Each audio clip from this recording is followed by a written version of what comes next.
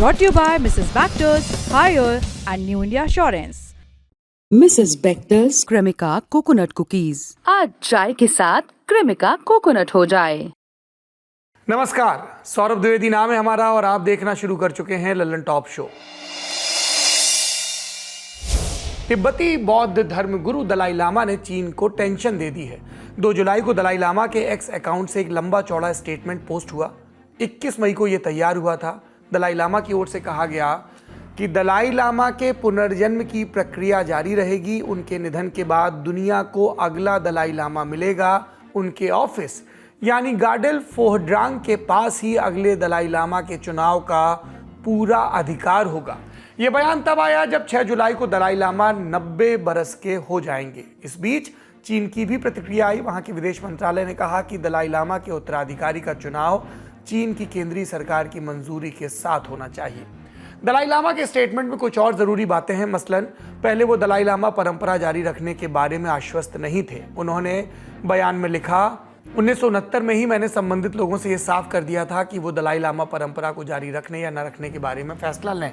मैंने ये भी कहा था कि जब मैं 90 बरस का हो जाऊंगा तब तिब्बती बौद्ध परंपराओं, तिब्बती लोगों और तिब्बती बौद्ध धर्म का पालन करने वाले दूसरे लोगों से सलाह मशवरा करूंगा कि इस परंपरा को जीवित रखा जाए या नहीं।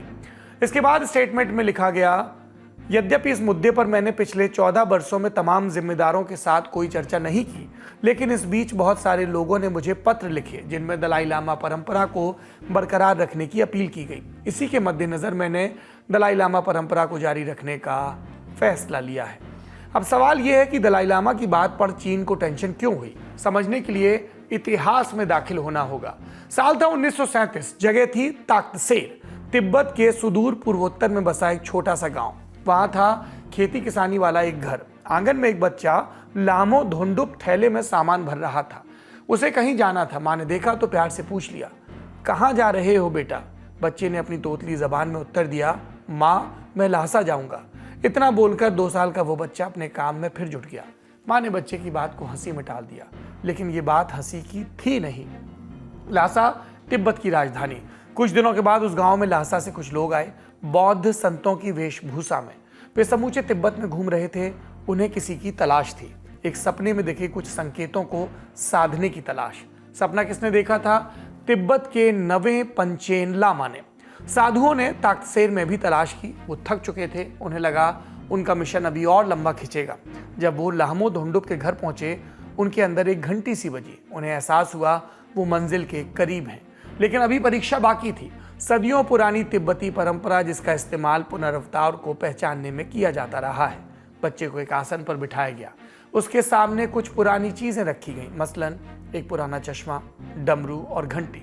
बच्चे ने उन्हें एक एक करके देखा और कहा, ये मेरा है। उसने किसी साधक की तरह उनका इस्तेमाल करके भी दिखाया। इसके बाद बच्चे को कई छड़ियां दी गई। उसने एक छड़ी उठाई और तुरंत दूर फेंक दी। दूसरी बार में उसने 13वें दलाई लामा की छड़ी उठाई और उसको अपने शरीर से चिपका दिया। बौद्ध साधुओं ने अपना सर झुका दिया और घुटने मोड़कर जमीन पर बैठ गए। उनका अभियान पूरा हो चुका था। अगले यानी 14वें दलाई लामा मिल चुके थे। पूरा नाम तेंजिन ग्यात्सो। लेकिन कहानी यहाँ पर खत्म नहीं हुई। बच्चा बड़ा हुआ तो वो चीन का सबसे बड़ा सरदर्द बन गया, जिसे मारने के लिए चीन ने अपनी सेना तिब्बत में उतार दी। भारत और चीन के बीच हुई 1962 की लड़ाई का एक कारण वो बच्चा भी था जिसकी तस्वीर को चीन में हमेशा के लिए बैन कर दिया गया, जिसे चीन साधु के भेष में छिपा भेड़िया कहकर संबोधित करता रहा। दरअसल तिब्बत एक संप्रभु देश हुआ करता था। उसके पास अपनी सेना थी जिसने नेपाल और भूटान को भी जीता था। 763 ईस्वी तक तिब्बत की सेना ने आधे चीन पर भी कब्जा कर लिया था। फिर सब कुछ बदल गया। बौद्ध धर्म का तिब्बत में तेजी से प्रसार हुआ और असर। दलाई लामा अपनी आत्मकथा फ्रीडम इन एग्जाइल में लिखते हैं, तिब्बत के लोग स्वभाव से आक्रामक और युद्धप्रिय हैं, लेकिन बौद्ध धर्म ने उन्हें सबसे अलहदा बना दिया। जैसे जैसे उनकी रुचि बौद्ध धर्म में बढ़ी, बाकी देशों से उनके संबंध राजनीतिक के बजाय आध्यात्मिक होते चले गए। इसी बदले हुए तिब्बत ने 822 ईस्वी में चीन के साथ सीमा समझौता किया। अगली कुछ शताब्दियों तक सब ठीक चला, लेकिन फिर 1244 में मंगोलों ने तिब्बत पर कब्जा कर लिया और उनके शासन के दौरान ही पहले दलाई लामा का जन्म हुआ। 1391 में उन्हें गेदुन द्रुपा के नाम से जाना गया। तिब्बत को राह दिखाने की जिम्मेदारी उन्हें मिली। पहले दलाई लामा का जन्म भले हो चुका था, लेकिन अभी आधिकारिक तौर पर यह परंपरा स्थापित नहीं हुई थी। ये शुरू हुई 1557 में मंगोलिया के एक राजा दलाई खान के नाम से। दलाई का अर्थ होता है समंदर और लामा का अर्थ गुरु। ऐसे में दलाई लामा का अर्थ हुआ ज्ञान का समंदर। जब ये परंपरा शुरू हुई तब सोनम ग्यात्सो तिब्बत के सर्वोच्च धर्मगुरु थे। उन्हें तीसरे दलाई लामा की उपाधि दी गई। ये दुन्द्रुपा को मरणोपरांत पहला दलाई लामा घोषित किया गया। ये सिलसिला तब से लगातार चलता रहा। परंपरा के तहत एक के बाद एक दलाई लामा चुने जाते रहे। इस प्रक्रिया के बारे में हम आपको आगे बताएंगे। फिलहाल फोकस चीन के सरदर्द पर करते हैं। बात यह है कि 1933 में 13वें दलाई लामा का निधन हुआ। सारी प्रक्रियाएं पूरी होने के बाद लामो धोंडुप नाम के बच्चे की दीक्षा शुरू हुई। इस बीच चीन में बड़े फेरबदल हो रहे थे।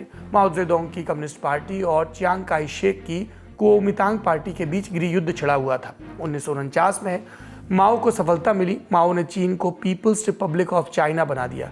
खुद इसके चेयरमैन यानी सुप्रीम लीडर बन गए। चेयरमैन बनते ही माओ का ध्यान सीमाओं की तरफ गया। दक्षिण में तिब्बत उनके गले की हड्डी दिख रहा था। 1913 में 13वें दलाई लामा ने चीनी सेना को तिब्बत से खदेड़ा था और इसे एक स्वतंत्र मुल्क घोषित किया था। माओ ने तिब्बत को चीन में मिल जाने की धमकी दी। अक्टूबर 1950 में चीन ने अपनी सेना तिब्बत में उतारी। अक्टूबर के तीसरे हफ्ते तक तिब्बत की सेना ने सरेंडर कर दिया। चीन ने तब तिब्बत को अपना हिस्सा घोषित किया। नवंबर के महीने में तिब्बत की सरकार ने दलाई लामा को हेड ऑफ द स्टेट का पद ग्रहण करने के लिए बुलाया। तब दलाई लामा सिर्फ 15 साल के थे। उस वक्त तक उनकी अंतिम परीक्षाएं भी पूरी नहीं हुई थी।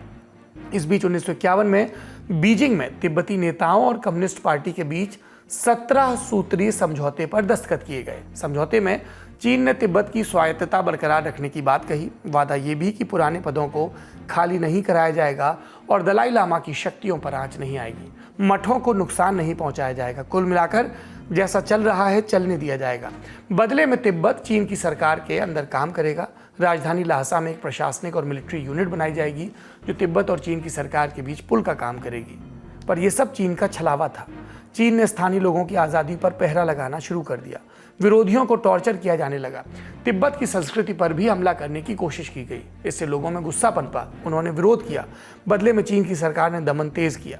दलाई लामा इस छल से बहुत आहत थे। उन्होंने बीजिंग संदेश भिजवाया चेयरमैन माओ से मिलने का। मुलाकात हुई भी, लेकिन चीन का रुख नहीं बदला। इस बीच भारत और चीन के बीच पंचशील समझौता हुआ। दोनों ने एक दूसरे के आंतरिक मामलों में दखल न देने पर सहमति जताई। फिर 1956 में दलाई लामा अपने पहले भारत दौरे पर आए। चीनी अधिकारियों ने उन्हें किडनैप कर लिया चीनी दूतावास में। भारत सरकार के दबाव में फिर उन्हें छोड़ा गया। 11 हफ्ते तक भारत में रहने के बाद दलाई लामा तिब्बत वापस गए। तब तक वहाँ की स्थिति और खराब हो चुकी थी। फिर 10 मार्च 1959 को ल्हासा का नोरबुलिंग का पैलेस, इस महल के बाहर लोगों की भीड़ जमा होने लगी और धीमे धीमे ये संख्या हजारों में पहुंच गई। स्थानीय लोग दलाई लामा से एक आश्वासन मांग रहे थे। वो एक वाक्य सुनना चाहते थे। क्या? कि वो चाइनीज आर्मी के कैंप में नहीं जाएंगे। दरअसल ल्हासा में चीनी आर्मी के कैंप में एक रंगारंग कार्यक्रम रखा गया था। इसमें दलाई लामा को अकेले आने के लिए कहा गया था। चाइनीज आर्मी दलाई लामा की हत्या का प्लान बना रही थी। दलाई लामा के न रहने का मतलब होता नेतृत्व विहीन तिब्बत। दलाई लामा ने लोगों की बात मान ली। वो नहीं गए। अगले दिन से हिंसक विद्रोह शुरू हो गया। 15 मार्च को चीनी सेना उनके महल तक पहुंच गई। दलाई लामा के सलाहकारों ने उन्हें तिब्बत छोड़ने की सलाह दी। 17 मार्च 1959 की रात को चीनी सैनिक के भेष में दलाई लामा ने महल छोड़ दिया और दक्षिण की तरफ निकल आए। अब उन्हें हिमालय के अज्ञात दर्रों और ब्रह्मपुत्र की लहराती धाराओं को पार करना था। लेकिन उससे भी बड़ी बाधा थी रेड आर्मी के सिपाहियों की बंदूकों को मात देना।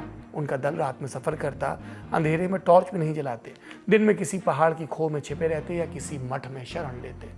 जब तक दलाई लामा और उनका दल भारत नहीं पहुंचा, दुनिया सांस थामे इंतजार कर रही थी। उन्हें लगता किसी भी वक्त दलाई लामा और उनके साथियों की हत्या की खबर आती ही होगी। 31 मार्च को खबर आई कि दलाई लामा अरुणाचल प्रदेश के तवांग मठ में पहुंच गए हैं। पूरी दुनिया ने चैन की सांस ली और चीन ने कहा दलाई लामा ने धोखा दिया है। उधर चीन में खबर फैली तो कोहराम मचा। चीनी सेना ने तिब्बत में आतंक जारी रखा। दलाई लामा के महल पर गोले दागे गए। माओ की आदमकद तस्वीर टांग दी गई। दलाई लामा का नाम लेने पर पाबंदी लगाई गई और 15 साल से अधिक उम्र के लोगों को चीन की जेलों में ले जाया गया। बीबीसी की रिपोर्ट के मुताबिक जब विद्रोह शांत हुआ तब ल्हासा की सड़कों पर लाशें पड़ी थी। उन लाशों को बाद में जलाया गया और 12 घंटे तक आग की लपटें आसमान को छूती रही। नेहरू ने तब तक दलाई लामा को भारत में शरण देने की घोषणा कर दी थी। भारत सरकार के अधिकारियों ने उनका स्वागत किया। अप्रैल में वो मसूरी के बिड़ला हाउस पहुंचे। वहां एक प्रेस कॉन्फ्रेंस बुलाई गई। उसमें उन्होंने चीन के साथ तय हुए 17 सूत्री समझौते को खारिज कर दिया। बिड़ला हाउस में उनकी मुलाकात भारत के प्रधानमंत्री पंडित जवाहरलाल नेहरू से भी हुई। नेहरू ने धर्मशाला में तिब्बती लोगों के रहने के लिए जमीन दी। तिब्बतियों को रिफ्यूजी का स्टेटस भी दिया गया। उधर 1966 में चीन में सांस्कृतिक क्रांति की शुरुआत हुई। मकसद पुरानी परंपराओं और वर्गों को जड़ से मिटा देना। ये आग तिब्बत में भी पहुंची। सैकड़ों की संख्या में बौद्ध मठ तोड़ दिए गए। बौद्ध परंपरा की अमूल्य कृतियों को जला दिया गया। मठों में घुसकर भिक्षुओं को टॉर्चर किया गया और बड़ी संख्या में चीन के मूल निवासियों को यानी हान लोगों को तिब्बत में बसाया गया। इरादा स्थानीय संस्कृति पर हावी होना। तिब्बत में दलाई लामा की तस्वीरों पर प्रतिबंध लगा दिया गया। जिस किसी के घर में फोटो दिखती उन्हें बिना सुनवाई के जेल डाल दिया जाता और यातनाओं की लंबी और खौफनाक दास्तान रची जाती। चीन की सेना ने क्रूरता की सारी सीमाओं को इस दौरान पार कर ली। फिर आया सितंबर 1979। निर्वासन में रहते हुए दलाई लामा ने 5 सूत्री योजना पेश की। उन्होंने मांग रखी कि चीन बाहरी लोगों को बसाकर तिब्बत के मूल को न बिगाड़े, न्यूक्लियर कचरे को तिब्बत में न डंप करे, मानवाधिकारों की रक्षा और आगे के संबंधों के लिए बातचीत शुरू करे। चीन ने इन मांगों पर कोई ध्यान नहीं दिया। फिर तिब्बत की आज़ादी के लिए दलाई लामा के अहिंसक संघर्ष को दुनिया नए सिरे से पहचानती है। 1989 में दलाई लामा को शांति का नोबेल पुरस्कार मिलता है। उन्हें विश्व शांति का सबसे खास प्रवक्ता कहा गया। टाइम मैगजीन ने उन्हें गांधी का बेटा कहकर संबोधित किया। नोबेल प्राइज मिलने के बाद उनके प्रयासों को वैलिडेशन और समर्थन दुनिया भर से मिला। बीच में ऐसे मौके भी आए जब दलाई लामा ने चीन के साथ तिब्बत पर बात करने को कहा भी। हालांकि अब इस नए बयान ने एक बार फिर से इस मुद्दे को केंद्र में ला दिया है। इसे चीन के खिलाफ आध्यात्मिक विद्रोह और जियोपॉलिटिकल झटका कहा जा रहा है। और संदर्भ समझते हैं एक्सपर्ट से। जैसा कि सब लोगों ने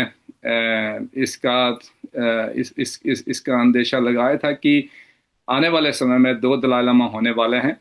एक तो जो चीन नियुक्त करेगा और दूसरा जो दलाई लामा नियुक्त करेगा। लेकिन इसका थोड़ा सा सीधा सीधा असर हमारे जो रिश्ते हैं चीन के साथ उस पर भी असर पड़ता है, क्योंकि जो भारत चीन संबंध है वो काफ़ी नाजुक दौर से जा रहे हैं इस समय। और तिब्बत का जो मुद्दा है वो सीधा सीधा भारत चीन सीमा के मुद्दे से जुड़ा हुआ है, क्योंकि हमारी ज़्यादातर सीमा है तिब्बत के साथ लगी हुई है। और इसके साथ साथ में जो विद्रोह की भावना चीन क्यों इसको मानता है, उसके पीछे 3 पहलू हैं। सबसे बड़ा पहलू तो ये है, चीन मानता है कि दलाई लामा पहले तो जो वार्ता चीन के साथ होती थी, जो ट्रैक 2 लेवल की वार्ताएं होती थी, उसके मद्देनज़र वो पहले तिब्बत में घुसने की कोशिश करेंगे। और दूसरा, जिस तरह से वो जेन्युइन ऑटोनॉमी या फिर जो सच्ची स्वायत्ता की बात करते हैं, उसके ज़रिए फिर तिब्बत में आकर के कह सकते हैं कि जो रेफरेंडम करेंगे वो चीन सोचता है दलाई लामा और जो तिब्बती शरणार्थी है वो करेंगे। इसलिए चीन उन्हें जो कह सकते हैं अलगाववादी करार देते हैं। और इसके चलते भी मुझे लगता है कि जो चीन का रुख है दलाई लामा और जो उसका पद है या फिर चीन शरणार्थी हैं, ये जो तिब्बत के शरणार्थी है उसके प्रति काफी कड़ा है। अगले दलाई लामा का चुनाव एक गहरी आध्यात्मिक प्रक्रिया से होगा। मिथ की चिन्ह, आध्यात्मिक सपने और ढेर सारी कठिन परीक्षाएं इसका हिस्सा होती हैं। चीन कई बार इस पर आपत्ति जता चुका है। अब भारत सहित पूरी दुनिया की नज़र इस देश की अगली प्रतिक्रिया पर है और भारत में मौजूद तिब्बतियों के पूरे धर्मतंत्र की अगली प्रतिक्रिया पर भी। इस खबर को यहीं रोकते हैं और दूसरी बड़ी खबर का रुख करते हैं, जहां केंद्र और कर्नाटक सरकार हार्ट अटैक से हुई मौतों को लेकर आमने सामने है।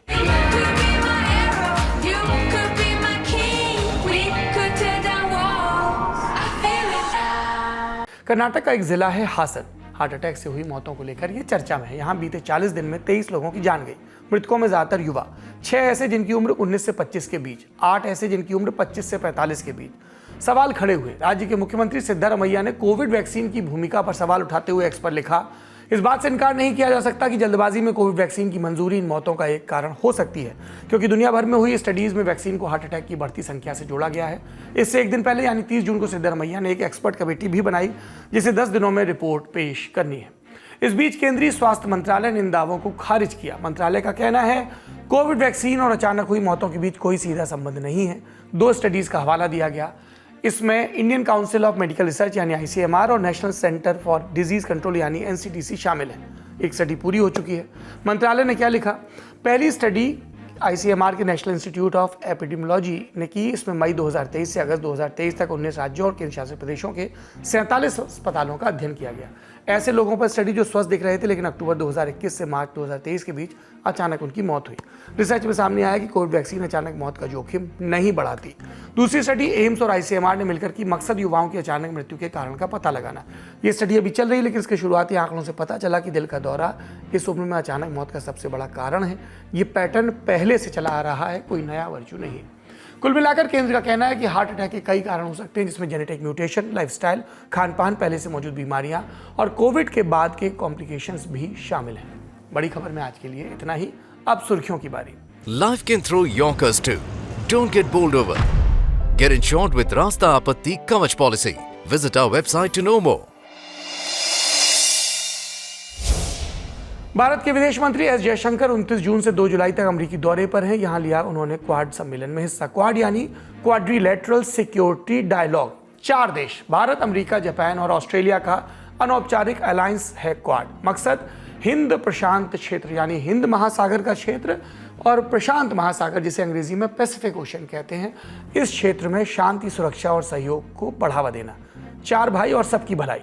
क्वाड के देशों के विदेश मंत्री बैठक में थे। सभी ने पहलगाम हमले की कड़ी निंदा की। साझा बयान जारी करते हुए कहा, पहलगाम हमले के दोषियों, आयोजकों और फंड देने वालों को जल्द से जल्द सजा मिलनी चाहिए। बयान में पूर्वी चीन सागर और दक्षिणी चीन सागर की स्थिति पर चिंता जताई गई, क्योंकि यहाँ चीन कुछ ज़्यादा ही एक्टिव है। क्वाड क्रिटिकल मिनरल्स इनिशिएटिव मकसद एक ही है, खनिज आपूर्ति को सुरक्षित बनाना, मजबूत बनाना, चीन पर निर्भरता घटाना। ध्यान दें, क्वाड के साझा बयान में रूस यूक्रेन युद्ध या इजराइल हमास संघर्ष का जिक्र नहीं था। पहले बाइडेन राष्ट्रपति थे तब होता था, लेकिन इस बार फोकस केवल हिंद प्रशांत क्षेत्र पर रहा। दूसरी सुर्खी भारतीय क्रिकेटर मोहम्मद शमी से जुड़ी है। मामला पर्सनल है, लेकिन खबर कानूनी है। 1 जुलाई को कोलकाता हाईकोर्ट ने फैसला दिया और कहा कि शमी एलमनी में 4 लाख रुपए हर महीने देंगे। गुजारा भत्ता उनकी पत्नी रही हसीन जहां और बेटी को मिलेगा। हसीन जहां को 1.5 लाख रुपए और बेटी को 2.5 लाख रुपए हर महीने गुजारा भत्ता दिया जाएगा। फैसले के बाद हसीन जहां का बयान आया। बोले कि शमी से शादी से पहले मॉडलिंग और एक्टिंग करती थी। शमी ने उनसे अपना पेशा छोड़ने के लिए कहा। मेरा जो प्रोफेशन था शमी अहमद से शादी करने से पहले, वो मॉडलिंग और एक्टिंग की थी और मैं एक जॉब भी करती थी, तो उस टाइम मेरे लिए इनफ था। लेकिन शादी के बाद शमी अहमद ने बाय फोर्स बोलिए मुझसे मेरे सारे प्रोफेशन से छुटवा दिया था कि मैं कोई प्रोफेशन में नहीं रह सकती, मैं कोई काम नहीं कर सकती, मैं हाउसवाइफ की ही ज़िंदगी जीऊँगी। तो मैं शमी अहमद से इतनी मोहब्बत करती थी, अपने संसार में, अपने बच्चे में मुझे रहना भी अच्छा लगता था, तो मैंने खुशी खुशी इस चीज़ को मैंने एक्सेप्ट किया था। लेकिन उसके बाद से तो मैं अभी हाउसवाइफ ही हूँ, तो उस हिसाब से मेरी खुद की कोई अर्निंग नहीं है। शमी और हसीन की शादी 2014 में हुई थी। साल भर बाद एक बेटी हुई। 2018 में हसीन जहां ने शमी पर घरेलू हिंसा, दहेज उत्पीड़न के आरोप लगाए, साथ ही मैच फिक्सिंग के भी इल्जाम लगाए। मामला कोर्ट में गया, जहां 2023 में अलीपुर कोर्ट ने शमी को आदेश दिया तय हुआ कि हसीन को 50,000 और बेटी को 80,000 रुपये हर महीने दिए जाएं। हसीन ने इसे अपर्याप्त बताया और कोलकाता हाईकोर्ट में चुनौती दी, जिस पर अब फैसला आया है। अगली सुर्खी 13 दिसंबर 2023 को संसद में रंगीन धुआं छोड़ने से जुड़ी है। बात धुएं की नहीं थी, संसद की सुरक्षा का उल्लंघन हुआ था। जांच में 6 आरोपी निकले थे। नीलम आजाद, सागर शर्मा, मनोरंजन डी, अमोल शिंदे, महेश कुमावत और ललित झा। अब दिल्ली हाईकोर्ट ने 2 आरोपियों को जमानत दे दी है। इनके नाम नीलम आजाद और महेश कुमावत हैं। सुनवाई जस्टिस सुब्रमण्यम प्रसाद और हरीश वद्यादन शंकर की बेंच ने की। बेंच ने दोनों आरोपियों को 50,000 का जमानत बॉन्ड और 2 गारंटर देने की शर्त पर रिहा करने का आदेश दिया। कोर्ट ने इस मामले में कोई इंटरव्यू, प्रेस कॉन्फ्रेंस या सोशल मीडिया पोस्ट करने से भी उन्हें मना किया, साथ ही दिल्ली छोड़ने की अनुमति नहीं दी। हर सोमवार व बुधवार को सुबह 10 बजे पुलिस स्टेशन में हाजिरी देने को भी कहा गया। याददाश्त के लिए बता दें, रंगीन धुएं वाले कनस्तर लेकर संसद में विरोध प्रदर्शन हुआ था, वो भी 2001 में संसद हमले की बरसी के दिन। इसके बाद सुरक्षा में चूक के गंभीर सवाल उठे। उस दिन सागर और मनोरंजन लोकसभा कक्ष में दर्शक दीर्घा से कूदे थे, जबकि नीलम और अमोल ने बाहर प्रदर्शन किया। चारों को पुलिस ने तुरंत हिरासत में लिया। वहीं इस घटना में शामिल महेश कुमावत और ललित झा ने 14 दिसंबर को आत्मसमर्पण किया और उन्हें विशेष सेल को सौंप दिया गया। पुलिस ने आरोपियों पर यूएपीए और आईपीसी की धाराओं में मामला दर्ज किया। पुलिस का कहना, नीलम ने अन्य आरोपियों के साथ मिलकर आतंकी हमला करने की साजिश रची। मकसद सांसदों, कर्मचारियों और टीवी पर संसद की कार्रवाई देख रहे लोगों में डर फैलाना। नीलम और महेश कुमार ने दिल्ली की लोअर कोर्ट में अपील की, लेकिन उन्हें जमानत नहीं मिली, जिसके बाद दोनों हाई कोर्ट गए थे। आज का लंडन टॉप शो यहीं पर समाप्त होता है। अपना और अपनों का ख्याल रखिए। शुभ रात्रि।